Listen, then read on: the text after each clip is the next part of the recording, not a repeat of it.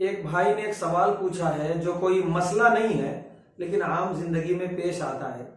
سوال یہ ہے کہ لوگ طعنے مارتے ہیں زبان سے، کسی کو بھی طعنہ دے دیے، کسی کو برے نام سے یاد کر لیے، کوئی بیچارہ اچھا کام کیا تو بجائے تعریف کرنے کے کوئی ایسی بات کہہ دی ہے کہ اس کے دل کو تکلیف ہو گئی۔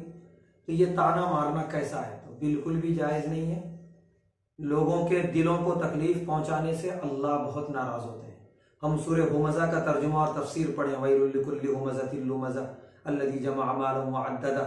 آگے جو اللہ نے طعنے مارنے والوں کی اور زبان سے لوگوں کو تکلیف پہنچانے والوں کی جو وعید بیان کی ہے کہ نار اللہ الموقدہ، کہ ایسی آگ میں انہیں جلایا جائے گا جس کو اللہ نے جلایا ہے اہتمام کے ساتھ، التی تطلع علی الافئدہ، جو انسان کے دلوں پہ حملہ کرے گی، کیونکہ وہ لوگوں کے دلوں کو تکلیف پہنچاتے تھے طعنے مار کے، تو اللہ ایسی آگ میں جلائیں گے جو اس کے سینے کی ہڈیوں کو چیرتے ہوئے جا کے دل پہ حملہ کرے گی۔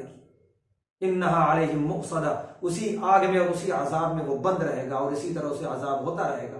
بڑا شدید جو ہے عذاب ہے۔ اسی لیے ہم اگر کسی کی تعریف نہیں کر سکتے، اتنے چھوٹے دل کے ہیں، تو کسی کو ہم طعنے بھی نہ کریں، کسی کی ہمت کو پست کرنے کی بھی کوشش نہ کریں، بلکہ ہونا یہ چاہیے کہ ہم آگے بڑھ کے حوصلہ دیں، تعریف کریں، دل کو بڑا کریں، تاکہ سامنے والا اور آگے بڑھے۔ اللہ ہم سب کو اس کی توفیق عطا فرمائے۔